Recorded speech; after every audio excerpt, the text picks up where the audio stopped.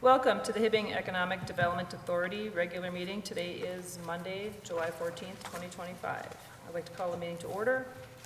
Adds, deletes, approval of the agenda. Can we get a motion to approve the agenda? Madam Chair, I'll make a motion to approve the agenda. Motion made by Mayor Hyduk, Support. supported by Councilor Schweiberger. Further discussion? Hearing none, all in favor say aye. Aye. All opposed? Motion carries. Approval of the minutes. Number 1, approve the minutes of the regular meeting of the Hibbing Economic Development Authority for June 9th, 2025. Do we have a motion? I'll make a motion, Madam Chair. Motion made by Mayor Hyduk, Support. supported by Vice President Drainus. Any further discussion? Hearing none, all in favor say aye. Aye. All opposed? Motion carries. On to number 2. Approve the minutes of the special meeting of the Hibbing Economic Development Authority for June 25th, 2025. Do we have a motion? Motion approved. Motion made by Councilor Schweiberger, supported by Member Cameron. Any further discussion? Hearing none, all in favor say aye. Aye. All opposed? Motion carries. On to the consent agenda. Number 1, approve the disbursements for the month of June in the amount of $864,019.46. Number 2, affirm the Economic Development Loan Fund as of June 30th, 2025 in the amount of $1,474,859.72. Number 3, set the next regular meeting for Heda for Monday, August 11th, 2025 at 5 p.m. in the Hibbing City Council chambers. Do we have a motion for the consent agenda? Madam President, I'll make a motion to approve the consent agenda as read and published. Motion made by Councilor Hoffman-Sockman, I'll support that. supported by Mayor Hyduk. Any further discussion? Hearing none, all in favor say aye. Aye. All opposed? Motion carries. Okay, we will now convene our public hearing that is scheduled for this time to consider the sale of the real property of the Hibbing Economic Development Authority at 1111 7th Avenue East in Hibbing, Minnesota, 55746 to JT Ventures LLC. Is there anyone in the audience wishing to speak on this?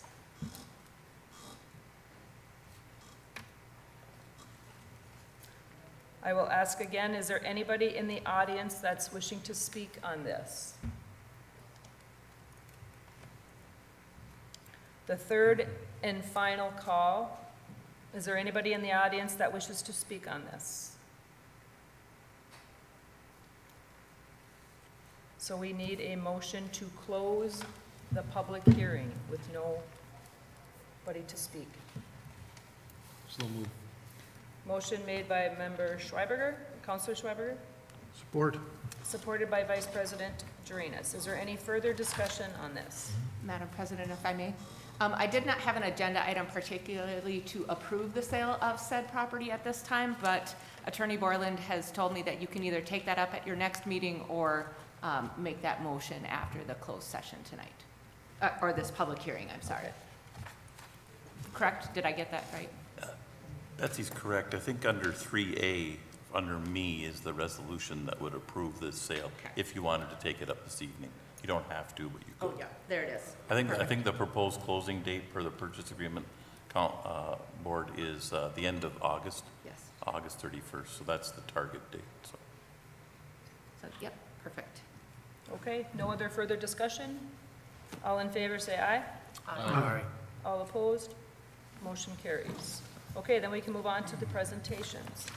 Excellent, Madam President, members of the board. Tonight, the first presentation is the AMGS expansion project update by Mr. John Maxwell, our owner's rep for the project. And Jason will speak second on his request.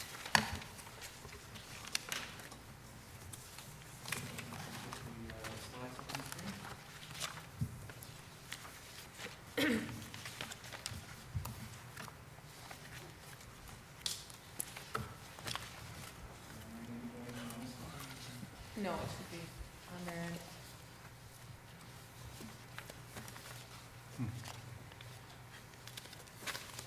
No need to.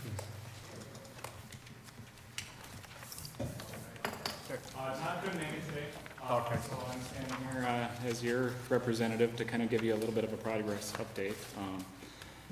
Typical, Todd put these together for me, so I'll run through them. Again, similar to the last 11 months, no major safety concerns at the site, so they're doing really good, and as you'll see, we're really in the final stages on this one, wrapping things up, so hope to keep it that way, and yeah. So you can see here, 11 months in, 91% spent, and I got to close this. Thanks. 1 month left on our anticipated schedule here. You'll find that, 9% remaining. Current schedule met this morning at site. The very bottom bullet, we met this morning with Pat Green, and we did receive the temporary certificate of occupancy. So there was a couple things that KA has left to do, an exit sign, a couple little things, but outside of that, Jason's got permission to move his equipment in, and most importantly for us, as he gets that equipment installed, he can start using some of it, which was a request as part of our certificate of occupancy today. We did do punch lists at the site for civil, exterior and civil on June 16th.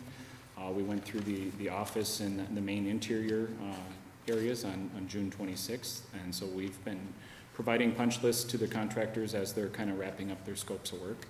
And KA has that all documented and tracking that, throughout the process here.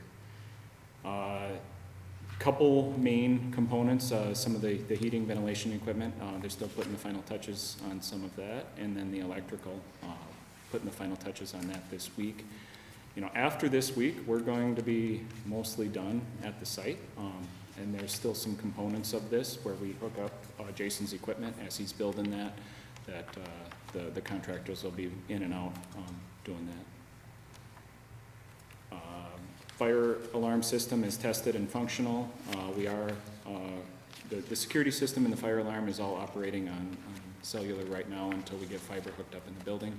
I think that's slated for the end of this month, and that'll be wrapped up. That is on Jason and us putting the fiber in. That was not in the KA scope there. And then I guess mostly of these are photos in here. You can see the outside. If you haven't driven by, it looks almost like a finished product on the outside right now. The final touches, most of them are on the inside. The kitchenette area is done and finished. The office space, and then some of the equipment that Jason's got going in.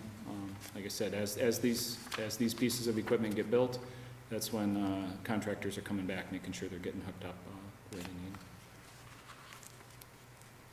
And we look the other way. So budget-wise, we're sitting pretty good. The big picture view is the percent complete earlier. The green circle was bigger than the remaining circle, and here the green circle's a little bit smaller, which means we got a little more budget than we're coming into the finish with a pretty decent spot. And you'll see here the two contingencies, both the owner, the Heda contingency and the KA contingency. Both of them have significant balance left coming into the finish line here. That's it for the update. Anybody have any questions? Madam No. President, members of the board, couple of things. One, we're going to plan a ribbon cutting for the building once Jason's equipment is installed and those sorts of things, and he's going to invite some of his larger clients and things up for that. So we're targeting early fall, so that's something to keep in the back of your mind. And then yeah, I can't remember what the other thing was, so that's enough for now, but that's what we're targeting. So make sure that's in your heads. Jason, now that you have temporary approval to start using a building, when do you feel, at what point or what time frame do you feel that you'll be fully operating in your new facility and out of the existing? Well, you guys approved the sale maybe, so August 31st of, our old building, we have to be out, so. Okay. So we're gonna start moving primary machines next week, come Monday, so now we can have people work in there. So only about 4 or 5 of our staff will be working in there starting next week. And then it's just a balancing act of getting one machine at a time kind of shut down production. So we're actually renting a box truck because the last thing that's going to get installed is the powder coat line. And so we'll probably be producing all the steel product by August 10th or so, and then shipping it over to the other building to powder coat and ship out of there until the end of the month. So a little bit of a balancing act. All right. Well, it sure looks good. It does. It's coming along Yeah. really well, so. Very nice. Nobody else have any questions? Okay, thank you, guys. Thanks, John. John, and then, yep, Jason, you're the next item on there is Jason's loan request. So I'm having both Jason and Mr. Hanson present their request tonight. We will take up the call for the public hearings after their presentations, but you'll have a time to ask questions if needed at this time. So Jason, if you want to present yours, your presentation is also on that Yep. PDF, and it's in everybody's packet as well. Thanks. So we're asking for an additional loan for 2 reasons. One, to kind of cover some of the gap that we ran into with equipment. Because of the delays and mainly because of the tariffs, we saw a huge spike in all of our components. So believe it or not, most of our components, about 90% of them, are from either Europe or Asia. Really nothing's made here in the US anymore. So we saw a huge amount of extra dollars go out the door that we weren't planning for. So to cover what we're doing, we're asking for an additional $50,000 that IRRR and the bank weren't willing to cover. So the one advantage of that is we are building $5 million worth of equipment. When you look at what the actual product we're building for, 1.3, 1.35. So there is a lot of equity there with the equipment that we're building. The other additional ask is some additional working capital. So, the last 4 years has been quite the learning curve on how to start a company here on the Iron Range and not be a millionaire. So the last 4 years, we really haven't been profitable. We did see a huge dip in our sales because of the tariffs. Capital equipment sales dropped to almost nothing in this country. So people that were selling robots or spending money on new equipment, they weren't, nobody was buying. So we took our employees down to 32s for about 3 weeks. Between Matt and myself's effort, we were able to fill up July and August schedule now, so we're back to 40s, but it's not been easy. So for us, to grow, according to the numbers, once we get past 4 to 4.5 million in sales, this company is going to cash flow very well. But we don't necessarily have the cash to grow at the rate we want. We need to grow. So now we need to double. So the equipment that we're building is capable of producing $8 to $9 million per shift, roughly, with a little bit more labor than we have. But we won't have the working capital to get there, because when you have to buy steel, you make a product, you put it on the shelf, you sell it, and then you wait. Typically, our customers don't pay in 30 days, so we'll say 45, sometimes 60s. By the time you get that money back, you're already out of money for the next order. So we've known this for the last 9 months or so. So we've been trying to find some partners to help us with working capital loans at a much higher level. So according to kind of our financial support people that are figuring out the good numbers for us is, for us to get past that $4.5 to $5 million, we need at least anywhere between 800 and 1.1 million in the bank to be able to roll that money and continue to go.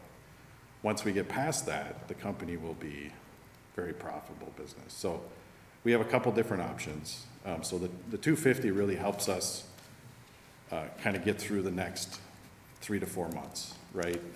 So the other option that we've presented to, one, with the City of Hibbing's help, is the St. Paul Foundation. So we're gonna start due diligence with them. We've asked them for a $900,000 loan at a reasonable interest rate and interest only for a certain amount of time, and they seem to be pretty open with that, and we won't get a real answer from them until early October. The other option is we're gonna sell the business. So Jason would take a minority position, and we have 3 different suitors, one from New York, one from North Carolina, one from Wisconsin. And my concern with that is the reason we did this was try to create local owners here again and create opportunity and wealth in the communities and turn some of these businesses into ESOPs, right? So I kind of put this together. This is the same pitch deck that the investors have looked at. So the potential for AMGS, just as the company as you see it today, Industrial Gardening for Robots, is around $25 million company at roughly 75 to 100 employees. It's a huge market. It's $250 million, so that's even me being somewhat conservative, right? So this building at 35,000 square feet would really need to turn into 125,000. But once we're at that position, we will be cash flowing and we can do those things here ourselves, and we won't have to keep asking for opportunities or money. Our business model, so I'm not going to get into every little detail of this, but the one thing that I wanted to kind of talk about was the projections of what we're looking at here. So 25, because of what's gone on this year, I think we're going to be short of, we're actually going to be a little bit more than that, actually a little bit short of that. But 26 and 27, those are real numbers that we can obtain with the equipment that we have. So if we would have had the equipment in the building from the very beginning, we would already be at 2027's numbers, right? The limitation for us has been we cannot make enough product. It was too small of a facility. Beggars can't be choosers. We're fine with it. It is what it is, but it's limited our ability to make money. So the thing that we're adding to this is, you know, my goal is to continue to grow AMGS, but there's all different facets to where AMGS is growing. So we're coming out with new product, as you can see here, this industrial guardrail systems, the handrails, the stainless steel, this roll-up door, this is all coming out this year. And now that adds another potential 50 to 70 jobs. And these aren't just $15, $16 an hour jobs. These are jobs that people that get laid off from the mines can actually afford to go work at. That's gonna pay between 30 and 40 bucks an hour, because these are gonna be high-tech jobs. So, but the issue is how I see it playing out is if I do sell, 80% of our business goes east of Chicago. So every investor already knows that, and it's a challenge to keep it here. So with me losing the majority of that vote, I feel like this will just go somewhere else. Or AMGS stays here at some degree, but then there's another facility in Kentucky or Tennessee that services the East Coast. So we appreciate your consideration. We're trying our best to keep this locally owned and turn into wealth generating here in the Iron Range. Okay, thank you, Jason. We know how hard it is to start up a manufacturing facility, especially in Hibbing, Minnesota. So, Yeah, it can be done. It's the challenge is in other areas, there's working capital opportunities, and this is where we struggle up here. And that's, you know, Jennifer's been great to bring in St. Paul Foundation, and we meet their requirements because ultimately my goal was to create ESOP companies up here so it creates wealth, right? These are game-changing type companies that, so. yeah. Does anybody have any comments? Madam President, Jason, what's your current workforce numbers? We're at 20, and we're actually starting to hire again, so. So if you are fortunate enough to receive the additional funding, do you see that increasing then, or will it, as We far do. as workforce numbers? We do. The automation is definitely going to help us be competitive. And so pretty much everybody that's in charge of the automation gets a very large pay raise. But AMGS can, at a $25 million mark, and it's not just production manufacturing, it's salespeople, it's engineering, it's, you know, it's all the office side of it too, right? It's around 50 to 75 employees. And if we go after the architectural market, so our product is also used for security. We haven't gone into that market yet because we can't produce enough for the industrial market. But once we do, everyone's building server centers, they're building marijuana facilities, they all need to be safeguarded. That's what we compete against. So there's all different sorts of aspects, but one of our biggest competitors, they're a $200 million corporation. We feel that we can take at least half of their business. And they have, their square footage in Cincinnati is about 300,000 square foot facility. So. Thank you. Jason, I just wanted to make people, make sure they understand that the points you were talking about is you're constructing and building your own robots when you said $5 million to 1.4. Yeah. That's part of what you're doing is and that part of your expertise, of course, is building robots. And that is a huge savings, almost 70%. I don't know what it works out to. It's about, we can build automation for 30% of what it would cost. Okay. Because we can design it, build it ourselves. It's really just the components. So there's, you know, we originally had some labor involved in the original loan with the IRRR and Park State Bank, and because of just the ballooning, I mean, we saw 100% increases in prices and stuff, and it was shocking, and it took a lot of money very quickly, but we're already 80-90% into the build. We can't just redesign everything to try to get away from it. We did on some, but. So the point I was making is your cost upgrades are, you had made a comment earlier about the components for your robotics cannot be bought locally or statewide. Most of it is coming, if not all of it, is coming from overseas. Yeah, unfortunately, I've been in this industry 30 years, and back in the 90s, you could actually buy air cylinders and valves, and people made them here in the States. Yeah. It's all either being made in Mexico or China. So it's sad, but that's the reality of it. All right. And what is your percentage of your customers in the US compared to? So right now, 98% of our customers are the US. So the Europeans took about $200 million worth of business from American manufacturers about 12 years ago. And we get this from the investors a lot, like, when are you gonna go to Europe? I mean, we can go to Europe, but why not take our business back here in our backyard, right? And that's what our focus is. So as soon as I'm done with the build out, Jason's going back into sales. My focus is international, so I'm Canada, Mexico, Brazil, and then we already have a partner set up to work out in the UK.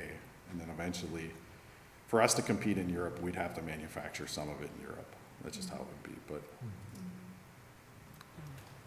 Thank you. Yeah. Anybody else have anything to comment? Madam President, members of the board, in your packet then tonight is that presentation and then also the startup funding from Jason's first phase, and then the expansion funding for AMGS with the equipment and working capital, and then the expansion funding that Heda is doing with the building and those sorts of things. So the three different pieces of that project are all in your packet, and that will be coming as well with a loan write-up if we set a special meeting to consider this at that meeting. So, all right. Can I just make one other comment? Sure. So, you know, AMGS is no longer in a position of failure, right? It's just a point of how to grow, because we have some of the world's largest robot integrators that love our stuff, and they want us to grow. So AMGS can't just fold their doors, because there's going to be a lot of disappointed customers. We have over 120 customers by now. So now it's just to figure out how do we get from here to there and become profitable and you know, hopefully keep it here. So That's great. Very fortunate for the St. Paul, Minnesota Foundation, it sounds like. yeah, we're excited to work with them, and we're just starting to get into due diligence, but it's going to take a couple months to figure it out, and that's really the ask is what's going to help us pay the bills and pay the people and survive until we figure out what's the best route for us. So, but we'll do everything we can to keep it local. Well, thank you. Thank you. Anybody else have anything to say? Okay, all right, thank you. Thanks. Okay, then we can go on to, Excellent, yes. The next, item number 3 is a loan request from Mr. Jacob Hansen for Iron Range Management. He's here to request a secondary loan for the 1920 4th Avenue project. Yep. So Jacob, I'll turn it over to you, and in your packet is the loan application for the project. Sure. So already been approved for 144,000 from Heda to do this project. It's essentially, it's right next to the Elks Lodge, not the Hong Kong building, the other way. It's 3 stories. We gotta take the top 2 stories off and then build up again to end up at a 2-story. That's all been approved from the board. The additional funding is for, I guess, the soft costs, the permitting, architect stuff, construction, engineering stuff, documents, drawings and all that. That, I guess, came in a lot higher than I was expecting. And I guess, yeah, that's where, what I'm looking for help with from you guys to get rolling on all this. so this is gonna be added on to the first loan? I don't, they already closed that first loan. I don't know exactly how Sheena and Attorney Borland want to handle that, but because this amount puts the same, another pot of financing at the same project, at the same location, it does go over the business subsidy amount. So that's why we'll have to conduct the public hearing and consider that as a subsidy. You'll notice in the loan application that the jobs, there's 3 to 4 jobs. The loan amount total between the 2 loans would be about $200,000. So at 4 jobs, that does meet that particular part of the subsidy requirement, but we need to go through the steps.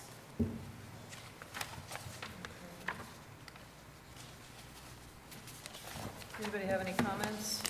Jacob, I just want to make sure that I heard you right. It's a 3-story building right now? Mm-hmm. So you're taking the top 2 layers off and then rebuilding the second? Right.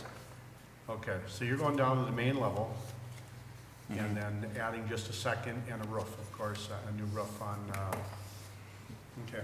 Correct, So yep. structurally, the main level is in good enough shape to do what you want to do? Yep. We have to add an ADA bathroom Yeah. for the storefront. It's a storefront, the main Yeah. level. But otherwise, that's not gonna, it's structurally fine for building up again.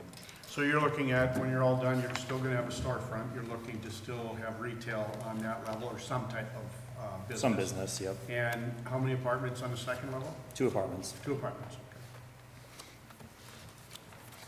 And what do you foresee for like a job creation? Well, a number short-term for the architects and stuff, and then the construction. The business, I have the 3 adjacent storefronts to the north of that. That just got filled by a business that I believe was in Howard Court, a substance abuse counseling business or whatever. And they have 3 employees. Something similar, could be more, could be less, depending on the business, it's hard to say. And I won't be opening the business, I'll just rent out the spot to someone. Madam President, members of the board, this 3rd level is the level that our building official has indicated is not structurally sound. So the 3rd level does have to come off. When the finance committee met, one of the questions was, and Jacob and I have talked about this a little bit in prior, why do the demo on the 3rd floor? Why not just demo the entire building and then build back from scratch? But the cost to build back an entire building is far outweighs the cost to just add this 2nd level and the roof back, is what you've told me. Do you Right. want to elaborate at all? Well, that was a good summary. I'm an engineer, I'm good with the numbers, that's where I'm good at, as far as investing in stuff. But yeah, the trade-off is it's gonna be more advantageous to not tear to go down to nothing and then build back up. Yeah, I guess that's a short version of it. So help me understand, you said it was part for engineering and part for architectural. Yep. So you said you were the engineer. Is it your company that's providing I'm a the different type of services? engineer. Okay, I was just wondering Yep. to clarify that. Mm-hmm, Okay. Thank you. yep. So between the two loans, then it will be A little over a little over $200,000. 200,000.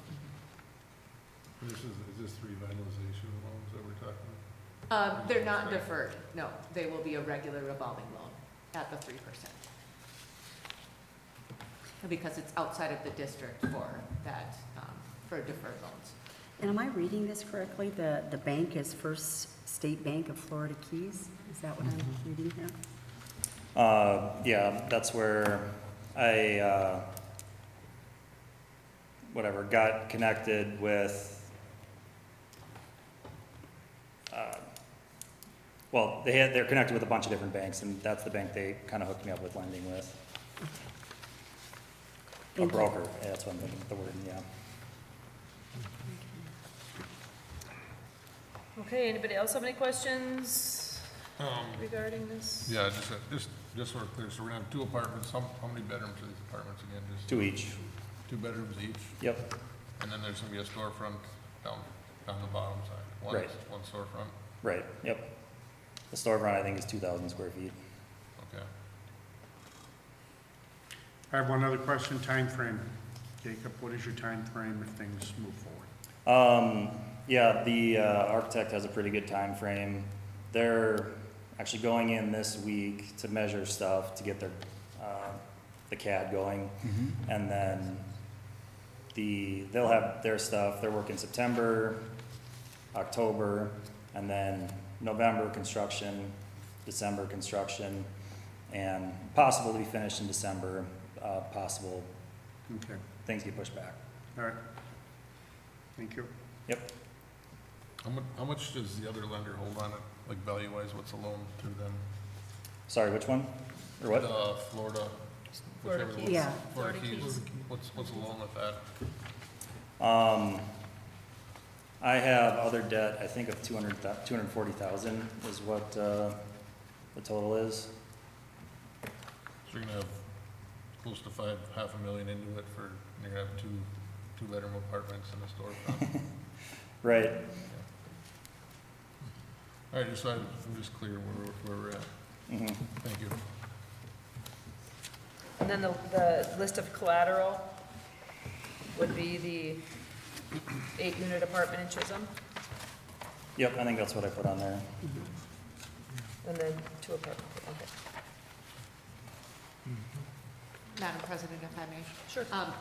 And then, Jacob, you have secured the AEOA grant already, is that correct? The Burr grant Yep. and the IRRRB demo Demo grant. grant, yeah. So those are both in there as well. And I will be able to reapply for the DVR grant, Okay. for going forward as well. I talked to them. Yeah, as So of July 1. Yeah, so we'll see Okay. if that goes through. Okay. Okay, anybody else have any questions, comments? For Jacob? Okay, then I guess we can, thank you for coming forward. Yep, thank you. Thank you. I was gonna say, did you have a question, Jeff? No, Okay. One point of order, Jacob, if we do a special meeting for this hearing, he was wondering, is it possible for him to join virtually for that next meeting? Oh, yeah. Or would you prefer he comes back in person?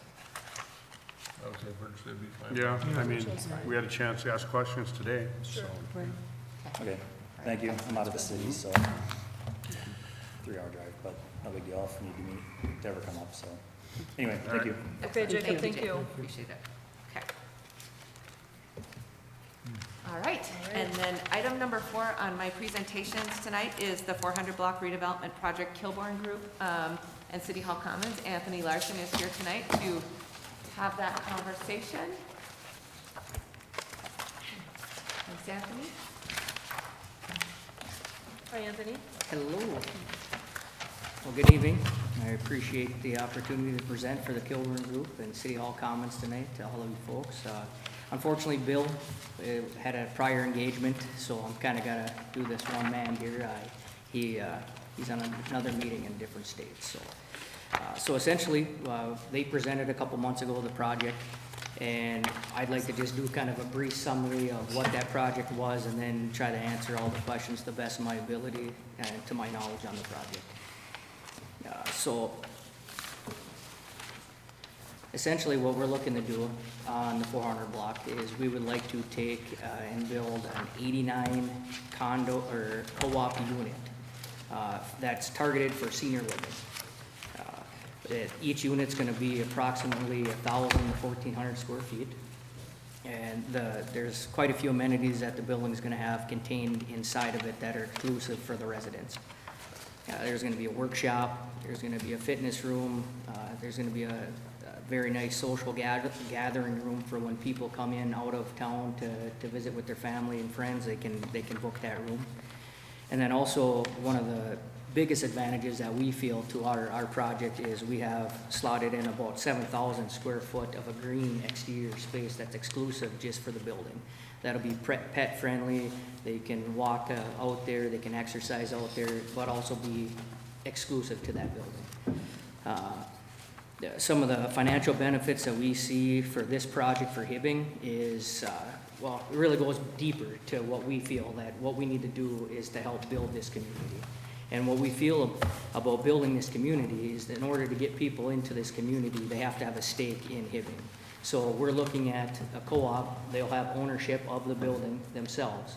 And then also, the residents of Hibbing, Chisholm, Virginia, the range as a whole, will have an opportunity to sell their homes, and then that will give other people to have the opportunity to move into the Iron Range or Hibbing to then be part of our community to help us grow and be sustainable.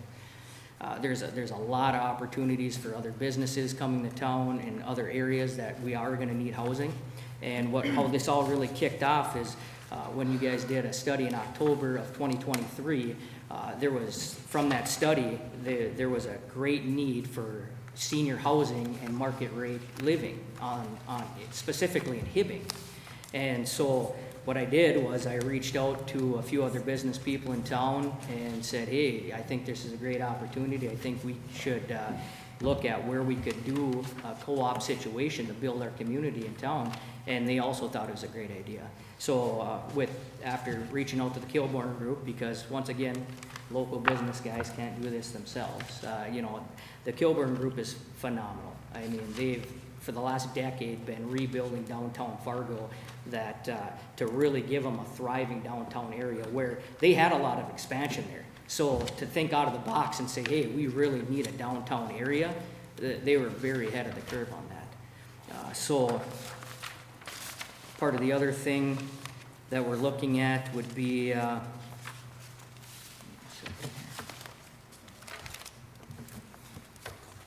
so the biggest thing that we're looking at would be like the timeline of the project.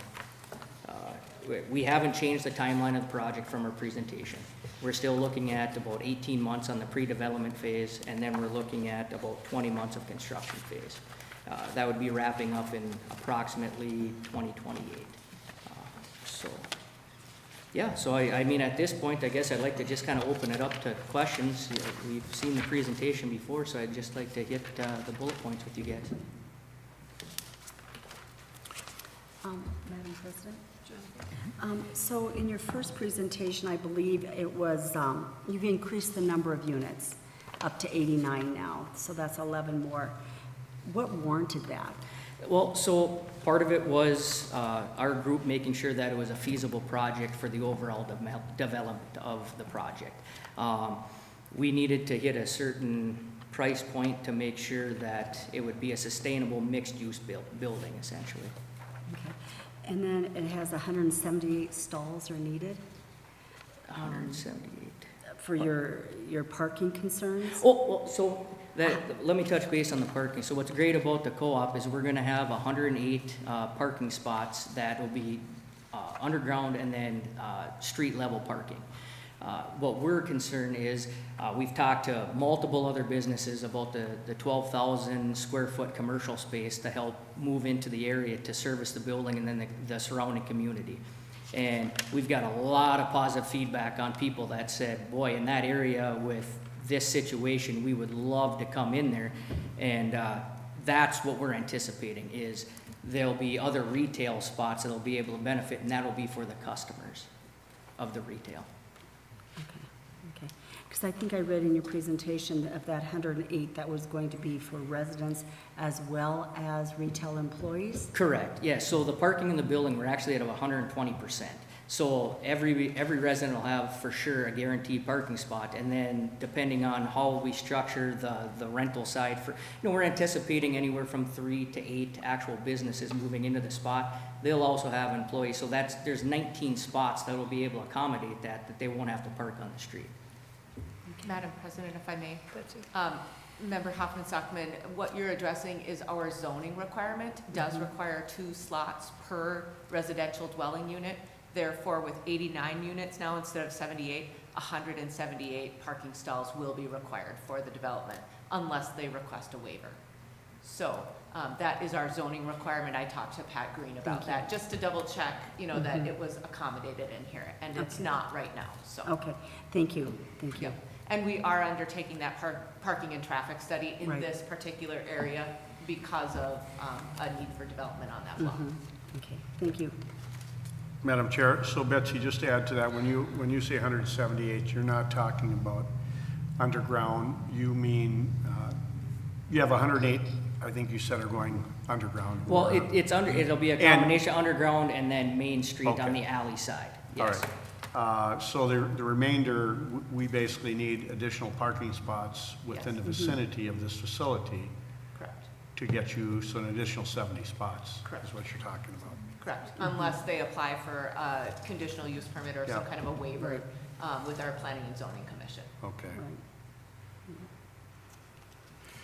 Do you want to speak a little bit to the feasibility gap that you have between 6.23 and up to just about 9 million? Sure, so what that is on this side, we're really, once again, kind of figuring on a conservative budget, because at this stage of the game with our developer, we can't lock in a hard number with our architect or our construction group, just because it's not a project yet. So essentially, once we have the development agreement with the Heda board and the city, then we'll be able to lock in and narrow down some of the gaps. And some of that would be, there'll be some state funding, county funding, Heda funding, of course, like we've talked about.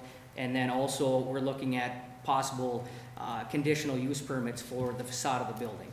Masonry is super expensive, but instead of going, all 7 stories, 6 stories with masonry, we're looking at a conditional use permit where we do masonry for the first 2 stories. And then my personal favorite is I would like to see a steel facade moving forward. It would definitely support our local area here with that, so. And once again, the steel siding is quite a bit cheaper than a masonry facade. So that's part of that gap that's gonna be able to take down once we can actually get a refined number for you guys. Thank you. Yeah.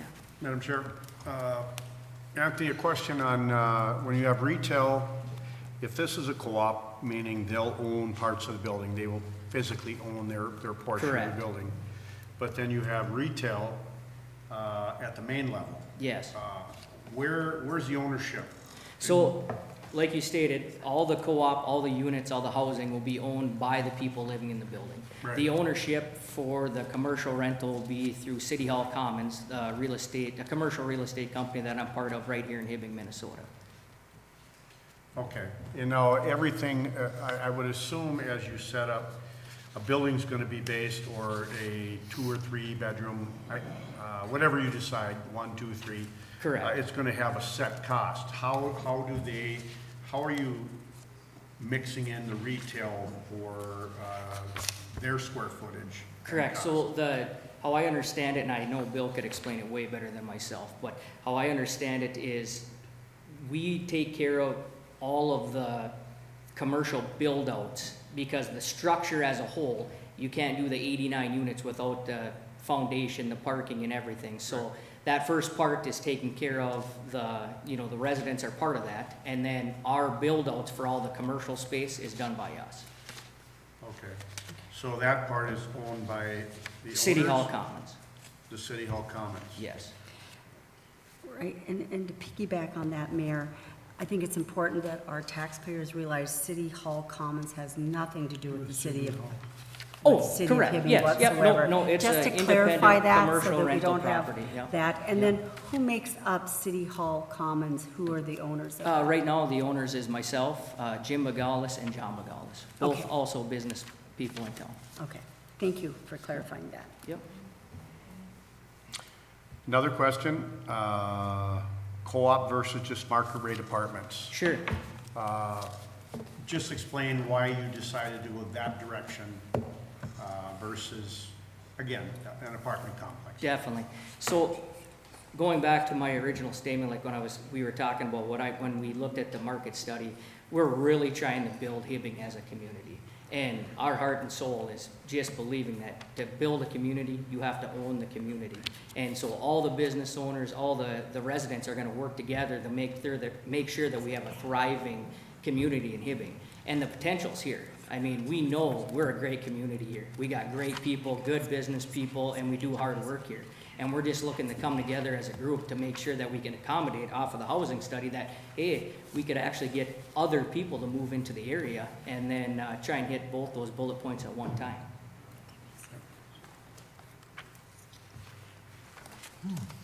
Okay, anybody else? Madam President, if I may. One question, Anthony, I do have, and I didn't see it.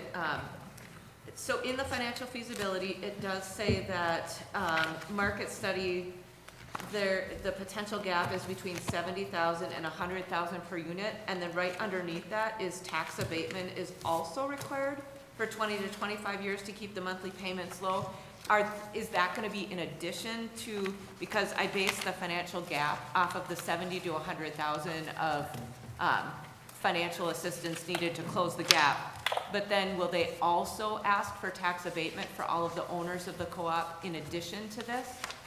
To my understanding, yes, that is critical to making this project move forward, because what that helps do is the tax abatement is a direct reflection back onto the ownership of the people that are the residents of the building. So they get a tax benefit as part of ownership of that building. And as far as the 20 to 25 year duration, what that does is that helps offset some of the higher costs of what it really costs to build a co-op right now. And like we know, we had, all the other businesses we've talked to, we do have gaps in our economic area here. So that's one of the things that we're trying to fill. So that will be over and above than the financial gap right now of the 6.2 to 8.9 million roughly. And we don't know what that is? I do believe, and once again, I'm sorry, that's more of a Bill question, because he's the HUD finance guy, that's what, on the development side, but no, that is part of the total package as you see it, is how I understand. Yeah, it's just not spelled out as a, Correct. it's two Yep. separate things, so it Yep. looks like two separate costs. Sure. So Yep. I will send that question off to Bill. Yeah, definitely. Yes. To get that answer for you before you make a decision. Yeah. And just to be totally honest and transparent, I mean, I have never worked on a HUD financial thing of this level. That's why Kilborn Group and Bill is specifically in charge of the HUD financing portion. So Betsy, have we done anything like this in the past? Tax increment financing? Well, yes, like for this, is real life done, was it done that way? That was done before my time, and I didn't really see it. I know we've done tax increment financing for the Android apartments in the past, but I can't remember exactly what that amount was. And then we've done them for commercial properties. Right, but not, I was more concerned, Yeah, I don't know about that this. we have done, yes, so River Creek and PNF, both are residential developments and have a tax abatement from the city only back to the developer to assist with some of those development costs. We are doing those ones. I can kind of Cassie put together a report. We have to update it now because we have a couple of additional units coming online. We can get those to you as well, so you can see what that has been like. But in that case, we did a grant for the infrastructure, and then tax abatement only was all that was required. And that grant for infrastructure was $250,000 or less, But those not Go ahead. the coupon that, or the, public subsidy that we're looking at in this case. So this is a newer package put together based on how hard it is to do development in a downtown at this stage with, what we're looking to do on that block, I think. Thank you. One other question I wanted to ask Anthony. Everything is contingent on a 90% sale rate, Correct. correct? Yes, and that's per HUD. Those are HUD's requirements for their package, so. So that would be, what is 90%, 89? About Over 72, Yeah, yeah, about 80, somewhere between 72 and 80. Okay, Okay, all right. All right. excellent. Thank you. Thank you, Appreciate your time. Anthony, really Thank you. appreciate that. All right, and then the last presentation tonight is the 400 block redevelopment project from Rebound Partners, and Jeff is here to present. He also, Jeff, we don't have Bill coming, Brett coming on, do we? It's just, you're gonna talk through the questions tonight? That's correct? Yep. Yep. Yep. Nope, that's perfect. I just wanted to make sure I didn't forget to do any kind of Zoom link or anything, so. All right. You did. Excellent. Go ahead. So I just want to clarify, this is a multifamily project for us. And I'll just kind of give you a real brief reasoning why. We would like to do a senior co-op in the city, but it's best done on larger land where we have the ability to have green space, add the amenities. To try to compact it in this space makes it expensive because you reduce the number of units by having all the amenities that they typically need, which raises the rents. And at least our estimates, and we've done multiple, we've got 2 in process right now in Bemidji and trying to get one going in Grand Rapids. It becomes, from our estimate, the numbers don't pencil. How do I get back to my presentation? Hold on, I think I got it. There's 2 of them. This is it.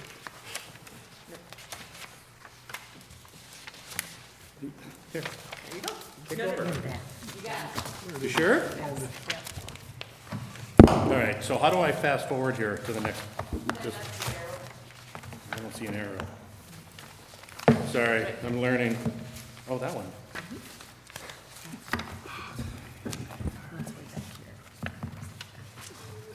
So I'm just gonna move forward here to what we do. We started out and we've grown successfully by working with cities, municipalities, counties. That's all we do. We build to make impact investing. We build communities, we build what they need. We work locally by raising local investment, which will return to them locally, which allows us to create a gap financing. So we don't have to go out and get a preferred equity piece that's 27%. They'll settle on a market rate because they know it's going to impact their company or them in the long run. And we've been successful at it, 17 funds. We have been very successful in southern Minnesota, primarily because of our relationship with SWIFT. The difference in some of these foundations, so the Northland Foundation, which I think we're under here, does not have the same downlines or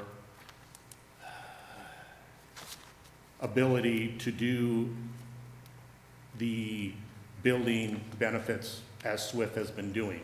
And we've done,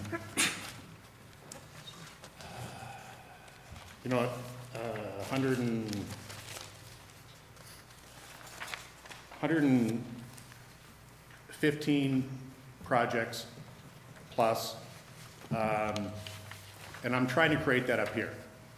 And I mentioned before when I was here that I am from this area. I'm from Duluth, my wife is from Duluth. Her grandparents grew up here. They worked in the mines. It's funny that my wife's grandmother was friends with Bobby Mondavi. And I have a grounding here. I have a reason to be here because I want to help. That's why I'm here. You'll see me a lot, unfortunately, or fortunately. But I like this company, I like what they do, and they're doing great. So they started in Grand Rapids up here. They've gone into Thief River Falls, are in Bemidji, just closed on a project in Grand Marais. IRRB gave probably the best quote I've ever seen in my life, which I included in the presentation. And they want to work with us, and we want to work with you. So what our vision is to create our own parking, underground and surface, for both retail and our units, 56 units, give or take. There are some options which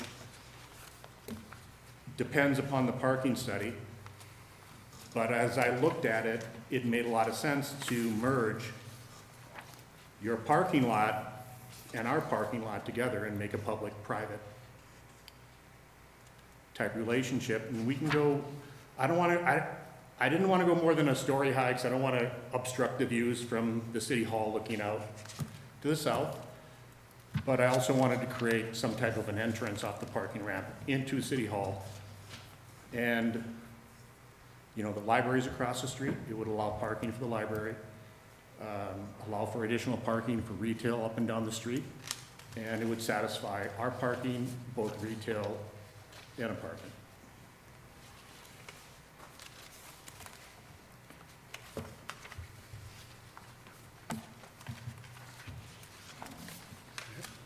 There are some examples on what we've done. I think the best example would be the Archer House. Very similar in the fact that it went down on a fire. It was a historic site. Went down in 2019 during COVID. Took additional extra time to go through all the hoops for the historic. But we are breaking ground this fall. 23 market rate units, 19 short-term stay units. There's going to be a bunch of retail on the first floor, have a very big patio on the back that abuts up to the river. We're really happy about that. Excited. The Ascend in Owatonna, very similar, 69 market rate units, commercial tenants on the first floor. And then there's another project which we completed a few years back in Northfield. Again, about, I want to say 50 units, retail on the first floor. And that's right off Main Street for one block off. I think it's in a case study down back in the appendix. I'm missing something here.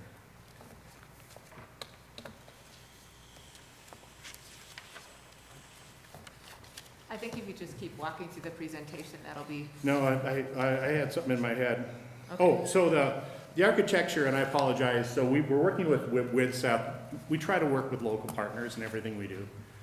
When we come into a municipality, we work locally. So we've already talked to WIDSAP, they're on board. They've done some quick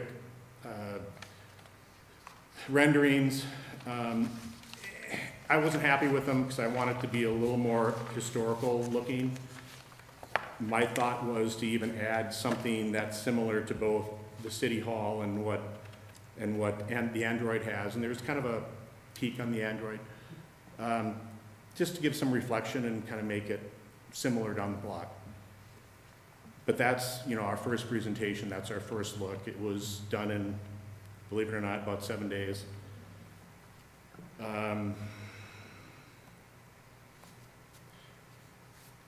Parking. In the case study. So there was something else that was I apologize. It's not even in the appendix. Questions? So yours is retail then on the first floor? And that's, now you just figured out my question. So we actually have a couple tenants we've been chatting with already, which may be interested. One is local, I can't say, but you'll know who they are, and it will work well. You had about 12,000 square feet, I think it was, is what. So on the retail side, on the Yes. first floor, there's 23,000 square feet. I broke it down to about 17,000 for Okay, retail. I'm sorry, that's right. So I think might be a misprint somewhere throughout there.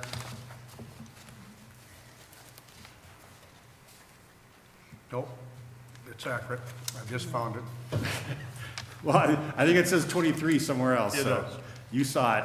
Yep. Yeah, subpart 23. We'd really like to actually work with you guys to do a larger ramp. I think it makes sense. I think it'd be beneficial to everyone, but that's down the road.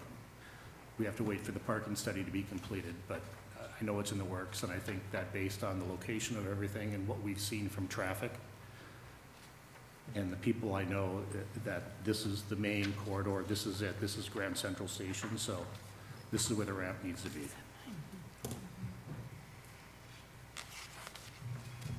I believe that was an appendix to this presentation, so the renderings are kind of Oh, there. yeah, there are some renderings in the appendix that show outlines of what our thought was for our ramp.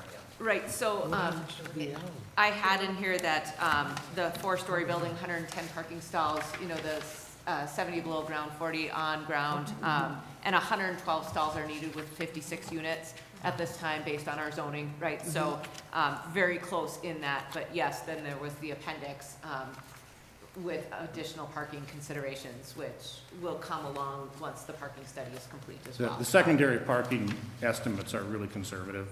It's a large lot, and it's hard to dictate, you know, travel lanes and where the parking can be. So it's gonna have to be done by an architect or an engineer who's gonna take some time, and we hadn't gotten that far yet. You had mentioned your financial package, putting this together. So what I assume you're saying is you would be looking for, you want localized investors. And I noticed you had Grand Rapids State Bank as on your brochure. Yep, I assume you worked with Grand Rapids State Bank before? I know Jeff Lee personally. Okay. All right. Have you worked with them in a project before? We are beginning to start with them with the project. So in the projects in Grand Rapids, there's been two other banks we've worked with. When I started in Grand Rapids, I knew Jeff, and I'm working with him on a couple projects there, which I can't disclose, but Right. No, I understand. they're gonna they will break out at some point, and I can disclose, but he's my guy. My understanding is that he would rather live here. He'd rather have one of their banks here in Hibbing. Maybe it'll happen. Maybe they end up in our building. And yours are not co-ops, they're just. Not fair co-ops. market. I will be back, I know, for a co-op presentation in a different parcel.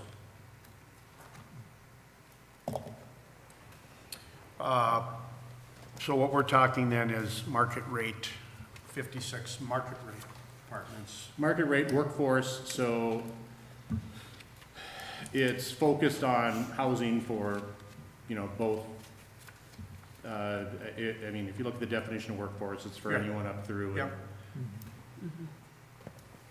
Is I mean, you mentioned earlier about mixed, you can mix. Is there an option? I know senior housing is an important issue. We talked about kind of splitting the building between the two, and the square footage just didn't make sense. What we would leave over for the senior, it would have left maybe half a dozen to 8 apartments because of the requirements for the gym, community room, Yeah, theater, that go with the co-op. yes. And we couldn't provide them green space, which is why we choose to do it off-site. We have two similar, one in Grand Rapids and one in Bemidji that we're hoping to break ground this year on, On co-ops. co-ops, senior co-ops. The one other question I had, you kind of touched on it. Our downtown is historic, you know, it is going to be adjacent to this building, and you mentioned the Android, so I'll just kind of use your words. My intention is to make the building as similar as I can feasibly with whatever materials are available. I want it to fit in. I want it to look like it's No. been there for 50 years. And I think, Betsy, there is some consideration for anybody who builds that it has to tie in somehow to our downtown. That's right. Right, so the 1 to 500 block are designated historic district. Yeah. So things that are built in that district, we do have design requirements through our planning and zoning that will inform this work. Yep. If they want to do anything but that masonry work, et cetera, they will have to go through planning and zoning and request a variance for that or some such. So- I had Widset do a couple changes, and it was the white, the cream trim all the way up across the top. I wanted a bigger cornice all the way around the top. It just didn't come out the way it should have come out, but it'll look similar with the cornice, the white cornice, the white trim, the similar stone as you have here and at the Android.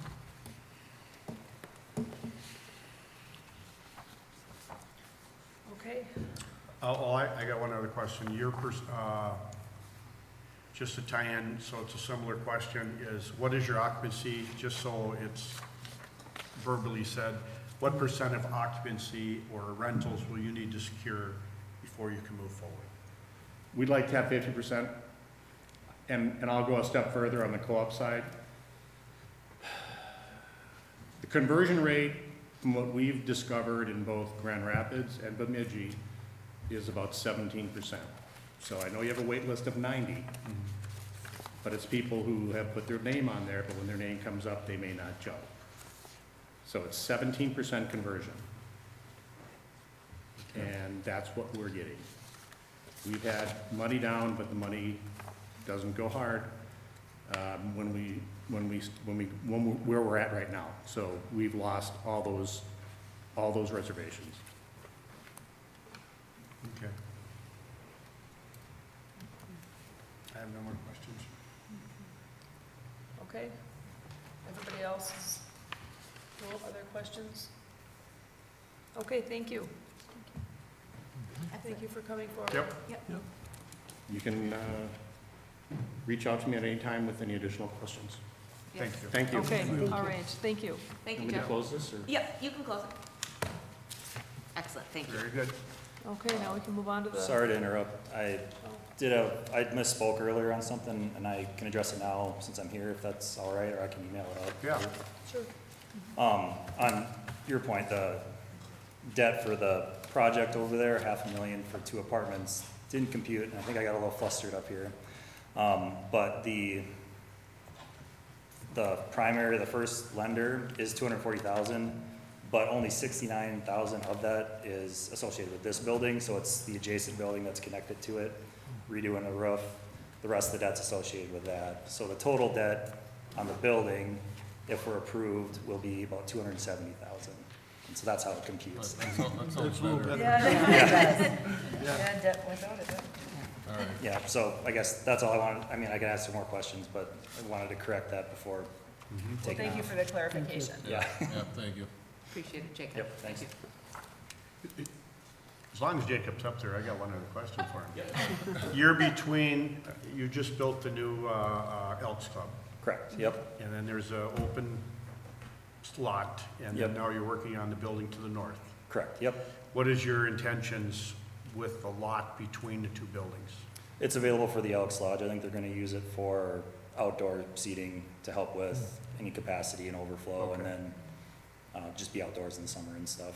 All right, I'm just curious, I mean, there's nothing wrong with open spaces if they're done right. Mhm.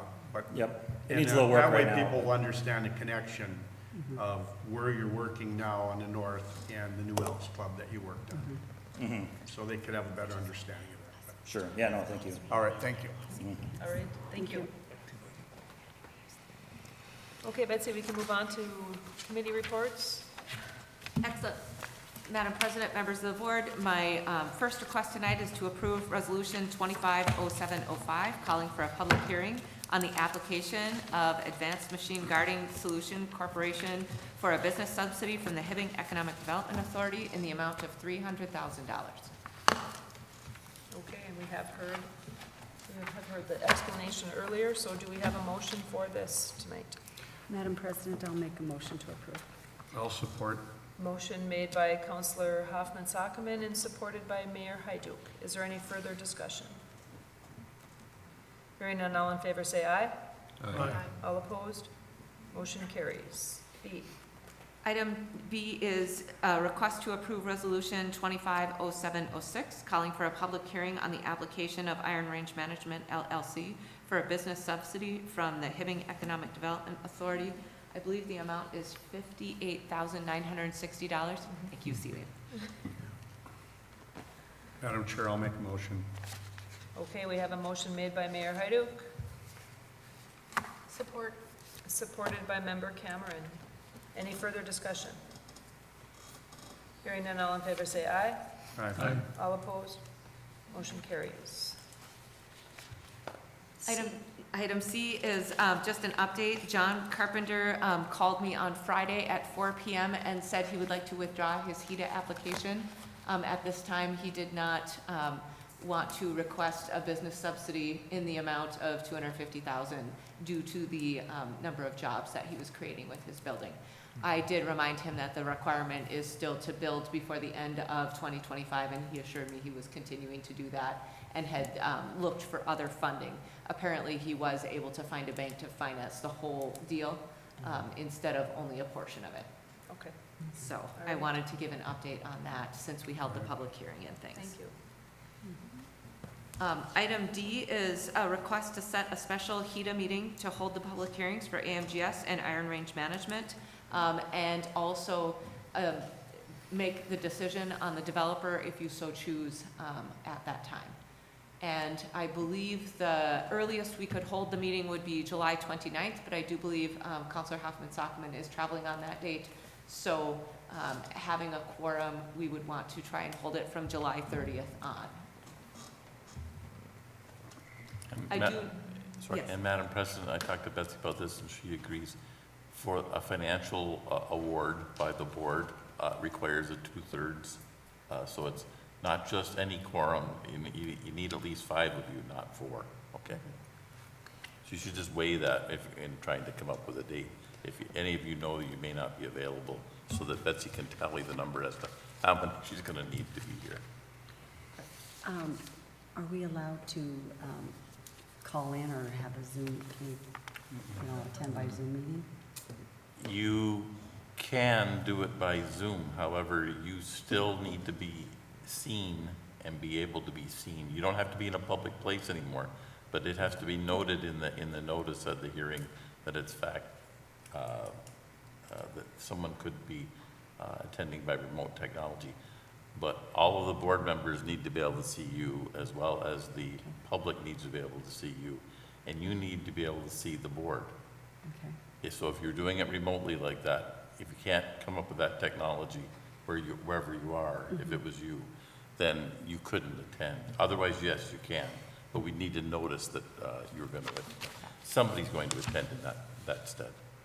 Correct. So that was a new state law, or a revision to the state law in the last legislative session to allow for that. So this is time sensitive, and it needs to be done prior to our next scheduled HEDA meeting. correct. And the next scheduled HEDA meeting is August 11th? Yes, at 5 p.m. So I do know there's a special city council meeting scheduled for July 30th at 5 p.m. I don't know if you all would be able to come in on July 30th at 4 p.m. I think with 3 decisions, probably an hour is sufficient to make those choices and move that agenda at this time. Are you able to make July 30th? Remotely. I did talk to member Egan, who was unable to be here tonight. He did indicate that he could be here on Wednesday, July 30th. How about everybody else? John? Probably not. Probably not on July 30th, so you I and, think that would be the, Mhm. yeah, no. So that'd be the one out. how about July 29th? That's Tuesday? Yep. I could probably make that work.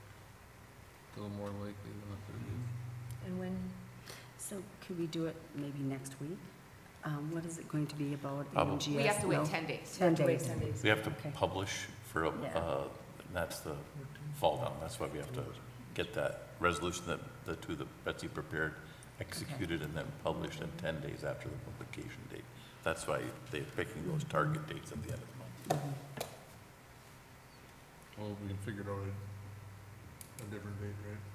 Or we wanna figure it out right now? The time for this meeting, we'll, July 29th? sure, put it down. Are you, is July 29th okay with? Yep. 29th at 4? At 4? Well, Or that that one could go could be at 5. 5 PM. Yeah. Yeah. We go new? I bought you at 6, you know. But when you're in We'll the make it position in. we're in, I it's not know. a big deal. Okay, so we have reserved the date then for July 29th at 5 PM in the City Hall Council Chamber. Yeah, you'll look for a motion and a, Yes, do we have a motion to make this? Oh. Go ahead. Somebody new. I'll make the motion. Motion made by member, or Vice President Drainus. Seconded. Supported by Member Cameron. Any further discussion? Hearing none, all in favor say aye. Aye. All opposed? Motion carries. So we need a July special 29th Heda at meeting. 5 PM, special meeting. All right, Betsy, or no, we're done now with, now we can move on to number 2? Yep. Unless you have anything else? You're done, okay. Then we can move on to you, Sheena.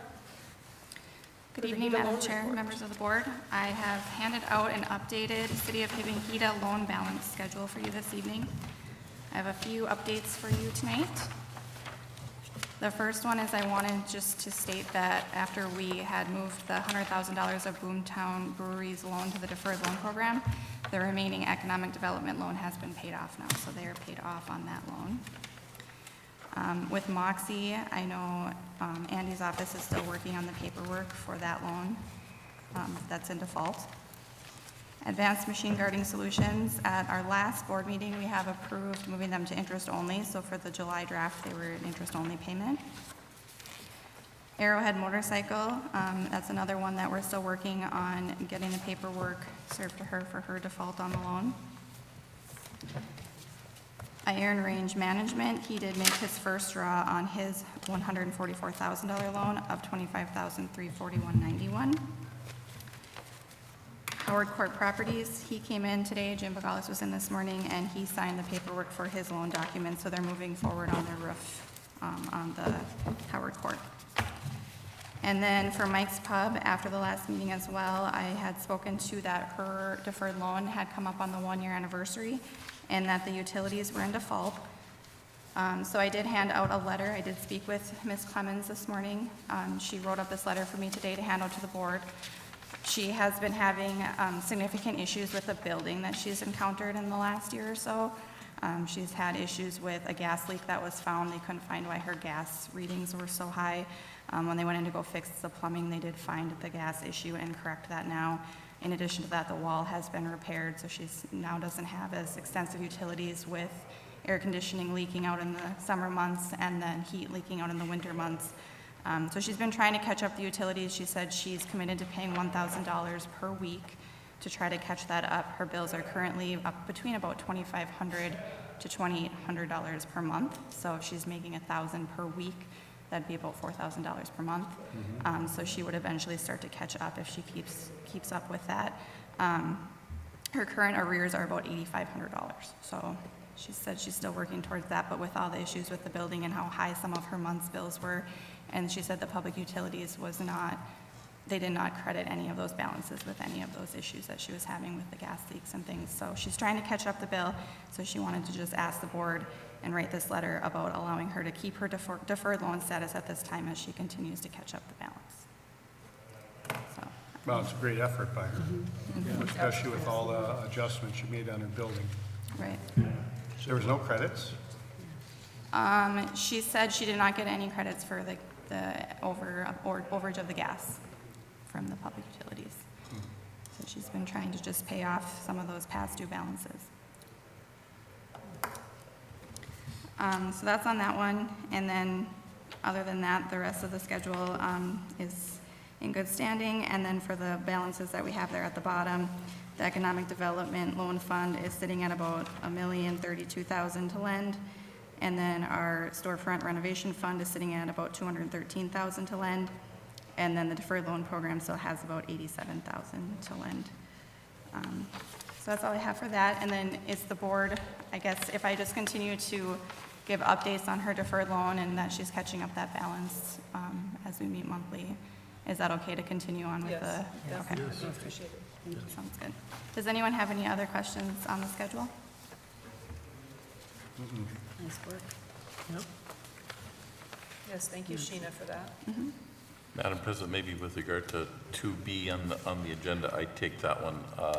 It's my understanding that Candy has been working with some of the people who still had personal property in the Arrowhead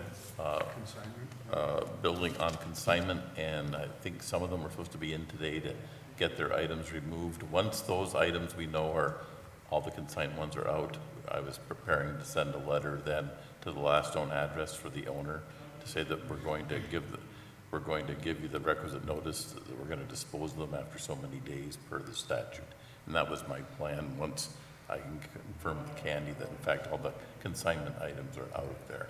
We still are working on service of process of her for her lawsuit because kind of a moving target to find her, but from a private process, we're advised that she does work at our Walmart here in Hibbing. And she lives here in Hibbing and they know where she lives, so it's not under her name, but it's a little bit of a moving target. We're still working on getting her served. Just that's the update with respect to Arrowhead motorcycle inventory. Thank you, Andy. Okay, did you want to move on to Sure. A?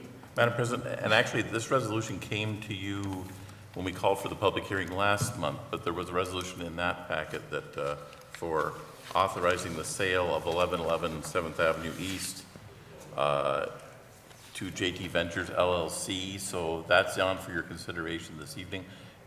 In order to complete that sale, the board would have to approve the transfer. It's previously been before you for consideration. So it's on tonight. Obviously, there's still time if you didn't want to take it up this evening because you'll have a regular meeting on August 11th. Anticipating closing it at the end of August. But it is on here for your consideration if you wanted to take it up this evening. What do we think? Do you want to, should we vote on that? Or is there anybody that wants to wait? I guess, is there any other information that would be disclosed if we do it tonight versus in our August meeting, or is everything just, it's ready to go? To the best of my knowledge, it's ready to go. If there's any hiccup, it would be on the buyer's side at this point in time. We're prepared to move forward from our standpoint. So, and then I think Mr. Previch is working with the buyer on this particular property, so I can touch base with him. But I haven't been told that there's any issues.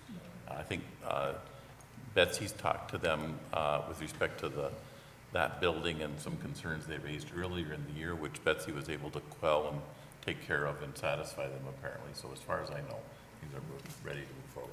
So having heard what Attorney Borland said, I would have no problem proceeding at this time. So we can probably, do we have a motion for this? Approve the resolution of that 2577, authorizing that sale of 1111 7th Avenue East. Madam President, I'll make a motion to approve. Motion made by Member Hoffman-Sockman. Like to support? Supported by Member Cameron. Is there any further discussion? Madam President, if I may. Betsy? Just a reminder then that the purchase agreement is for the full appraised value as is at $700,000, and the anticipated closing date would be August 31st. Thank you for that, Betsy. Yep. Okay, we have a motion, we have a second. No other further discussion? All in favor, say aye. Aye. All opposed? Motion carries. Okay, now we are on to our closed session. And this closed session is going to be for the purpose of the real property. 402, 408, 410, 412, and 416 East Howard Street pursuant to Minnesota State Section 13D05, subsection 3. Do we need a motion for We need that? a motion to go into closed session. Okay, all right. Before, are we coming back, or are we done? I don't believe that Betsy anticipated needing to come back. So then Okay, we should then I just adjourn. want to make sure that the meeting we're going to have on the 29th, you mentioned there was certain items for that special meeting. I think we should publicly state what's that Correct. meeting is Agreed. for. Yes. Right, so those Yes, three thank items you. would be the public hearing for Iron Range Management's loan request, the public hearing for AMGS and their loan request, and then the decision on the selection of developer for the 400 block redevelopment project. Yes. Okay, so the 29th is a final decision for 400 block, the AMGS, and Jacob, who was, his. Correct, and we will publish that agenda as a special meeting agenda when it's published, which has to be 3 days in advance of the meeting, then that agenda will be set. There may or may not be other agenda items that come before the EDA board, and the finance committee will review those prior to the agenda setting. So help me understand, I thought we had some conversation with the city council as far as this process and looping them in. Are Yep. they going to be able to be looped in before the special meeting on the 29th? Yes, the intention is, it is on the workshop for tomorrow's, for this Wednesday's meeting, July 16th. This Wednesday. Yep. Right, okay. And then, at that time, I've connected with City Administrator Przinski, who has said that if the city council chooses, they can authorize the council members to attend that meeting as well. But we will get feedback from them at the workshop on Wednesday. And they have been provided with all the exact same information Right. as you all have. Right. I'm just wondering, so, I mean, they don't have to, on this July 29th, pick a developer at that time? If they're not, if the group is not ready to proceed to move forward and want to keep it open or whatever, we don't have to pick a developer at that time. Is that right? Is that an option? For the council? Or I mean, for the EDA board? HEDA. If they want more information or they want to, It's not like we have to make a decision on the That- 400 block. right. Yes, that is correct. So if there is additional questions that you have or those sorts of things, I definitely want to entertain those and make sure that I have a chance to ask. I do have one note that I will be going back to the Kilburn group with tonight on that value of the tax abatement that they're requesting for the individual units. Is there anything else that you feel you don't have at this time to make a decision after consideration of the potential negotiation tonight?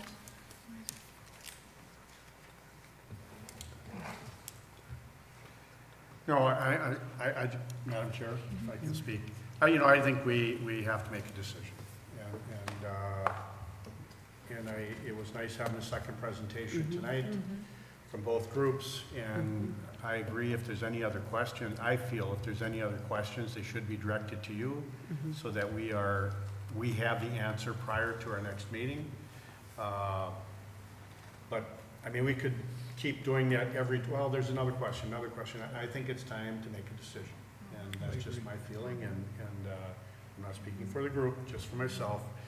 But that's why I asked you what was going to be on the 29th to make sure that was the case. And timing is everything, and as far as moving something forward.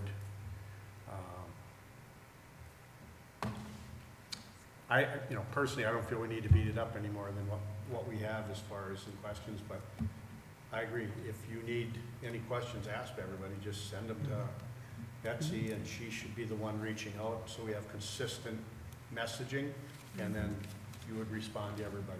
Absolutely. It's a big decision to make, so just want to make sure Just- that we make, And that's why I was, we want to Yep. make sure we, right, it is a big decision to make. yeah. Right, which is also why Finance Committee requested not to make it tonight without, a Correct. full presentation of the board. Member Egan not being able to be here, wanted to make sure everybody on the 7 had the ability to weigh in, along with City Council at the meeting on Wednesday, to Right. have conversation there as well, Yeah. to make sure that everybody has a chance to review everything and weigh in prior An to making a educated decision. decision, yes. Mhm. I think that's good. Excellent. Okay, so now we You haven't made a motion. we haven't made a motion yet? I lost track, thank gosh. So we need a motion to go into the closed session, which I think I read. You did. I'll Did make I- that okay. motion. Motion made by Counselor Schweberger, Support. supported by Vice President Drainus. Is there any further discussion? Hearing none, all in favor say aye. All opposed, motion carries. So we will go into closed session. And Sherry, did you want to then just close the meeting now because you don't anticipate coming back? Yeah, would you adjourn, you mean? Yeah, We can- adjourn the meeting We can now. do an adjournment of this meeting. Yeah. Okay, so let's have a motion, since we are not going to be returning from our closed session, we will need a motion to adjourn. I'll make a motion to adjourn. I'll second. Motion made by Mayor Hyduk and seconded by Member Cameron. Further discussion? Hearing none, all in favor say aye. All opposed? Motion carries. Thank you.